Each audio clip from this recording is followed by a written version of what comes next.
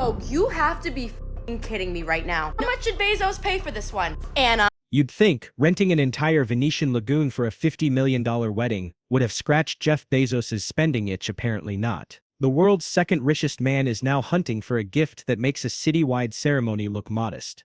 Already gave you a pass when it came to this, but who knew that we could find new lows?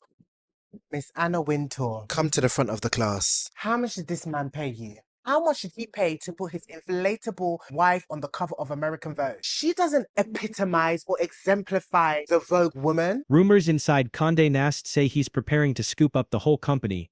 Vogue, Vanity Fair, GQ, The Lot, and drop the keys in his new wife's lap like a ribbon-tied bouquet. Those whispers started the moment Lauren Sanchez's head tilted knowingly from the July cover of American Vogue. Industry veterans called it odd. She's a pilot, a TV personality, but hardly an archetype for the magazine's glossy pantheon. Then Anna Wintour, Vogue's iron-fisted fashion czar for nearly 4 decades, abruptly relinquished her title as U.S. editor-in-chief. Publicly, she's still chief content officer, yet insiders insist she stepped aside because she could smell the acquisition papers being drafted. Lauren wouldn't just appear in Vogue, she'd own the entity that dictates who graces its pages. Condé Nast has been a Newhouse family jewel since 1959, but the cachet has faded. Shrinking ad budgets, digital churn, and aging masthead. Executives have been slicing costs, closing foreign bureaus, merging photo teams, classic housekeeping before a sale. Suddenly a cover featuring Bezos' fiancée doesn't look like an odd favor, it looks like due diligence. Reports out of the Daily Mail and Women's Wear Daily claim Condé's board dangled that spotlight precisely to flatter their future purchaser.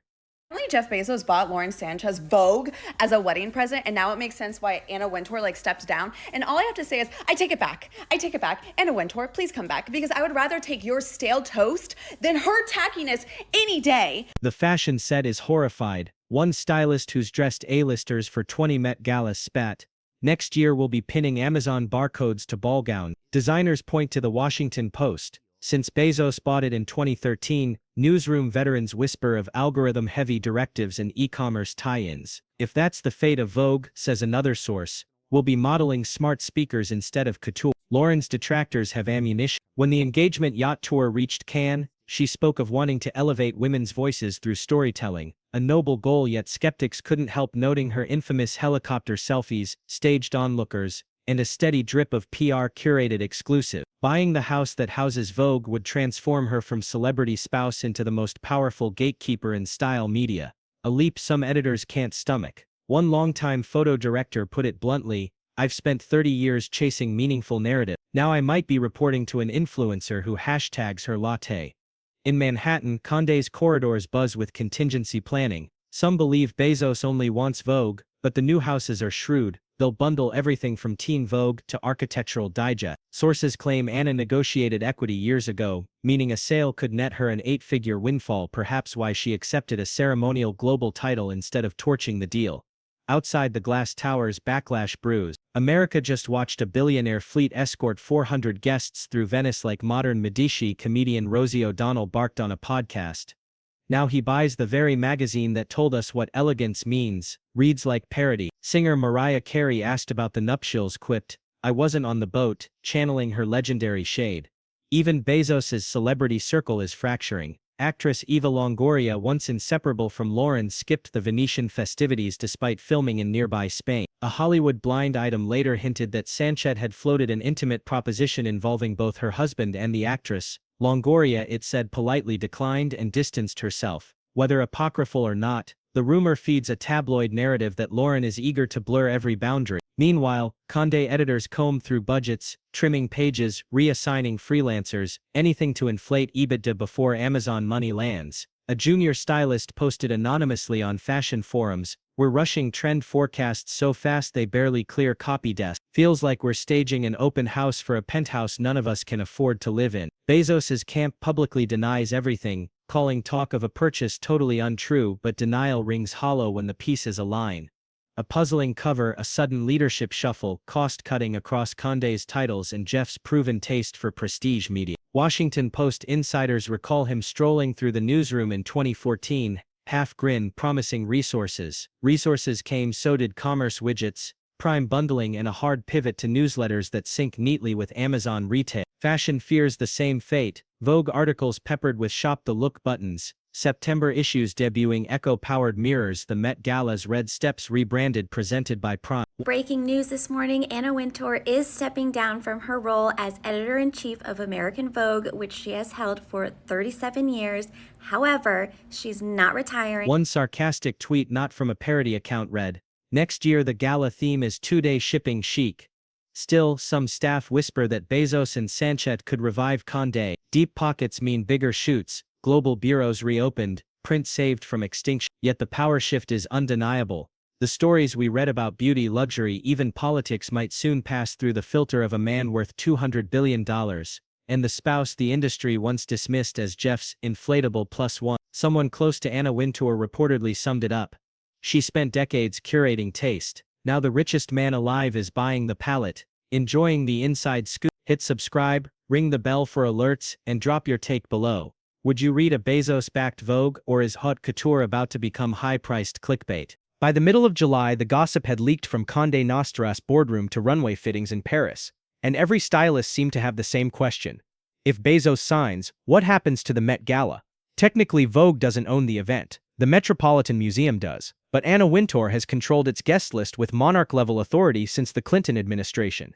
Handing that curatorial baton to Lauren Sanchez would reorder fashion's social ladder overnight. A London publicist joked that RSVPs might soon arrive in Prime-branded envelopes with QR codes for same-day tuxedo rentals. Design houses aren't laughing. The gala is where labels secure six-figure placement fees for their gowns. One mischosen influencer in a borrowed dress can tank an entire season's narrative.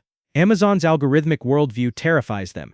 Metrics over mystique, engagement over enigma. An executive at a heritage French brand told Business of Fashion off the record, "We sell aspiration, not add to cart." If they turn couture into content, the spell breaks. Inside Vogue itself, the mood oscillates between gallows humor and quiet panic. Senior editors, already navigating layoffs, now eye non-compete clauses, wondering if they'll have to rewrite trend stories to mirror Amazon's bestseller lists.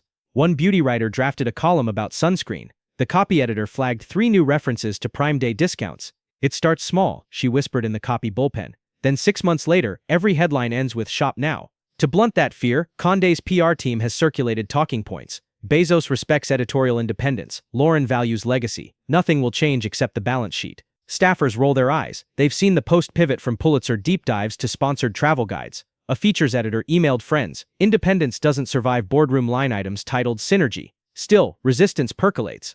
A Slack channel called Keep the Gloss has become a therapy group for Vogue veterans, comparing notes on potential buyouts, union protections, even stealth job hunts. Someone posted a gif of Miranda Priestley raising an eyebrow under the caption, "Amazon Basic Black."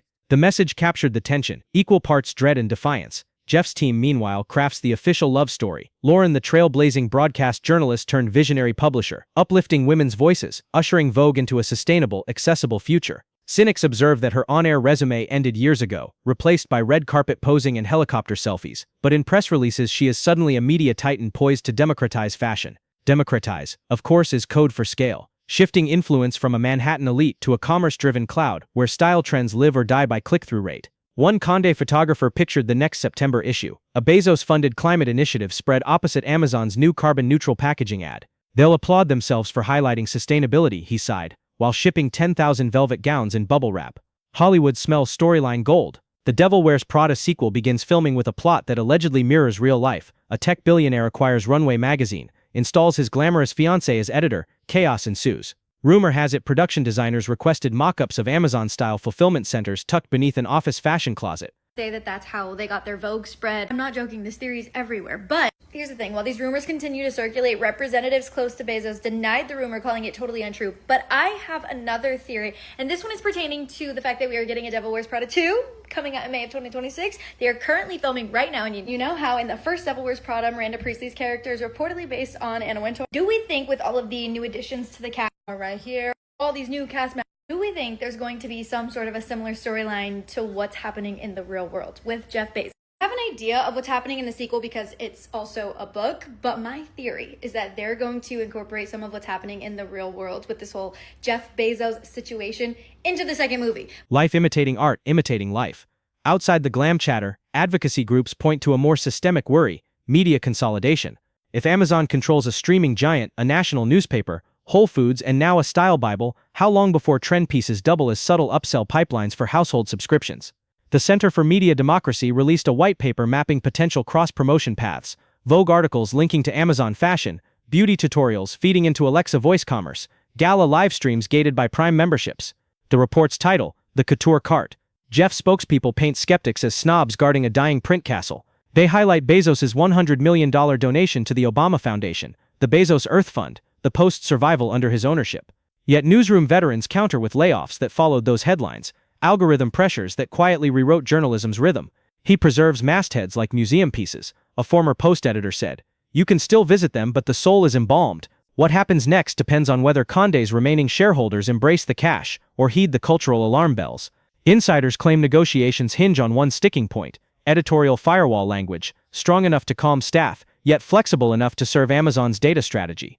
Lawyers draft paragraphs filled with reasonable independence and mutual objectives. Translation: artistry will last until quarterly earnings suggest a pivot. If the sale closes this autumn, look for a polite press tour, Lauren in archival Chanel, Jeff in a subdued Tom Ford tux, promising heritage and innovation hand in hand.